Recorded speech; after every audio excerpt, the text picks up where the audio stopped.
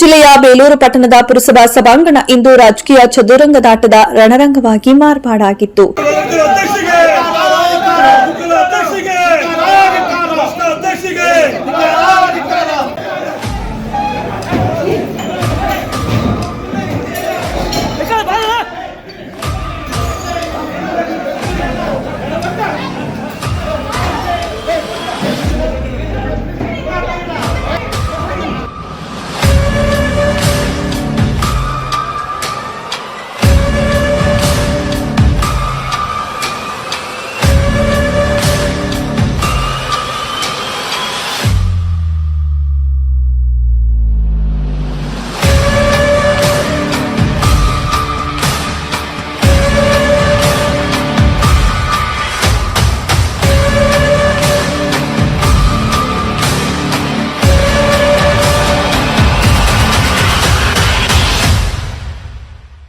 S Belur ಪುರಸಭಾ ಹಾಲಿ ಕಾಂಗ್ರೆಸ್ ಅಧ್ಯಕ್ಷ AR Ashok ಅವರ ಮೇಲೆ ಸ್ವಪಕ್ಷೀಯರೇ ಅವಿಶ್ವಾಸ ಮಂಡನೆ ಸಭೆ, ಕಾಂಗ್ರೆಸ್ ಸದಸ್ಯರ ಕೋಲಾಹಲ ಹಾಗೂ ಆಕ್ರೋಶಕ್ಕೆ ಮೀಸಲಾಗಿತ್ತು.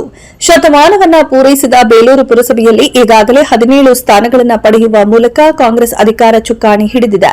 ಸದ್ಯ 2ನೇ ಅವಧಿಯ ಮೀಸಲಾತಿಯಲ್ಲಿ ಅಧ್ಯಕ್ಷ ಎಆರ್ ಅಶೋಕ್ ಅವರ ಮೇಲೆ ಸ್ವಪಕ್ಷೀಯರೇ ಅವಿಶ್ವಾಸ ಮಂಡನೆಗೆ ಮುಂದಾಗಿದ್ದು, ಶುಕ್ರವಾರ ಕರೆದ ಅವಿಶ್ವಾಸ ಮಂಡನೆ ಸಭೆ ಆರಂಭಕ್ಕೂ ಮುನ್ನ ಸಭೆಯಲ್ಲಿ ಕೋಲಾಹಲ ಗೊಂದಲ ಮೇಜುಗಳನ್ನ ಬಳಸುವುದರ ಮೂಲಕ ಸಭೆ ಗಲಭೆ ಸಾಕ್ಷಿಯಾಯಿತು. ಅವಿಶ್ವಾಸ ನಿರ್ಣಯದ ಸಭೆಗೆ ಮುನ್ನ ಶಾಸಕರ ಜೊತೆಗೆ ಹಾಲಿ ಅಧ್ಯಕ್ಷ ಎಆರ್ ಅಶೋಕ್ ಮತ್ತು ಜೆಡಿಎಸ್ ಮತ್ತು ಬಿಜೆಪಿ 8 ಸದಸ್ಯರೊಂದಿಗೆ ಹಾಜರಾದರು. ಇತ್ತ ಅವಿಶ್ವಾಸಕ್ಕೆ ಅರ್ಜಿ ನೀಡಿದ ಕಾಂಗ್ರೆಸ್ ಸದಸ್ಯರು 13 ಹಾಗೂ ಲೋಕಸಭಾ ಸದಸ್ಯರ ಶ್ರೇಯಸ್ ಪಟೇಲ್ ಸೇರಿ ಒಟ್ಟು 14 ಮಂದಿ ಇದ್ದ ಸಭೆ ಅಧ್ಯಕ್ಷತೆಯನ್ನ ಉಪಾಧ್ಯಕ್ಷೆ ಉಷಾ ಸತೀಶ್ ನಡೆಸಲು ಮುಂದಾದಾಗ ಕಾಂಗ್ರೆಸ್ ಸದಸ್ಯರು ಮುಖ್ಯಾಧಿಕಾರಿ ವಿರುದ್ಧ ತಿರುಗಿಬಿದ್ದು, ನಮಗೆ ನೀವು ಸಭೆಯ ಸಮರ್ಪಕ ನೋಟಿಸು ನೀಡಿಲ್ಲ, ಬೇಲೂರು ಪುರಸಭೆಯಲ್ಲಿ ಕೋಟ್ಯಾಂತರ ರೂಪಾಯಿ ಭ್ರಷ್ಟಾಚಾರ ನಡೆಯುತ್ತಿದೆ, ಹಾಲಿ ಅಧ್ಯಕ್ಷ ಎಆರ್ ಅಶೋಕ್ ಅವರ ಪಕ್ಷಪಾತ ಹೆಚ್ಚಾಗಿದೆ, ಯಾವ ಸದಸ್ಯರಿಗೆ ಮಾಹಿತಿ ಇಲ್ಲ, ಇದಕ್ಕೆ ಸ್ವತಃ ಇಲ್ಲಿಯ ಶಾಸಕರೇ ಕುಮ್ಮಕ್ಕು ನೀಡುತ್ತಿದ್ದಾರೆ ಎಂದು ಮುಖ್ಯಾಧಿಕಾರಿ ಮತ್ತು ಅಶೋಕ್ ವಿರುದ್ಧ ಧಿಕ್ಕಾರ ಹಾಕಿ ತಮ್ಮ ಎದುರಿನಲ್ಲಿನ ಮೇಜುಗಳನ್ನ ಕೆಡವಿದ್ದಲ್ಲದೆ ಸಭಾಂಗಣದ ವೇದಿಕೆಯ ಮೇಲಿನ ಕೆಲ ಸದಸ್ಯರು ಮತ್ತು ನಾಮಿನಿ ಸದಸ್ಯರ ಟೇಬಲ್ ಕೆಡವಿ ಮುಖ್ಯಾಧಿಕಾರಿಗಳನ್ನ ಹಿಡಿದುಕೊಂಡು ಕಚೇರಿಯಲ್ಲಿ ಬಂದಿ ಮಾಡಿದರು.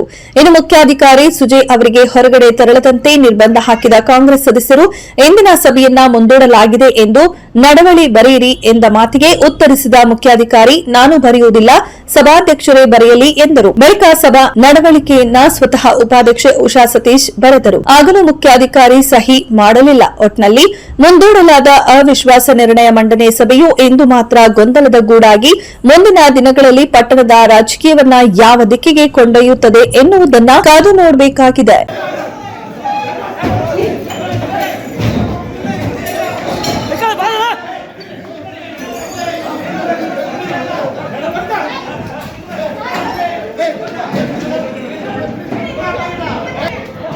ಅಧ್ಯಕ್ಷತೆಯನ್ನು ವಹಿಸ್ಕೊಂತಕ್ಕಂಥದ್ದು ಪ್ರಜಾಪ್ರಭುತ್ವದಲ್ಲಿ ಆ ಸ್ಥಾನಕ್ಕೆ ಗೌರವಕ್ಕೆ ಮಾತ್ರ.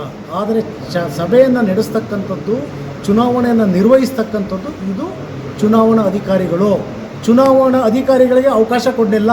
ಒಬ್ಬ ಚುನಾವಣಾ ಅಧಿಕಾರಿಯನ್ನು ಕೊಳ್ಪಟ್ಟಿ ಹಿಡಿತಾರೆ, ಕೆಪಾಲು ಕೊಡಿತಾರೆ, ನನ್ನ ಆಸ್ತಿನ ನಷ್ಟ ಮಾಡ್ತಾರೆ ಅಂತಂದರೆ ಸುಪ್ರೀಂ ಚುನಾವಣಾ ಅಧಿಕಾರಿ.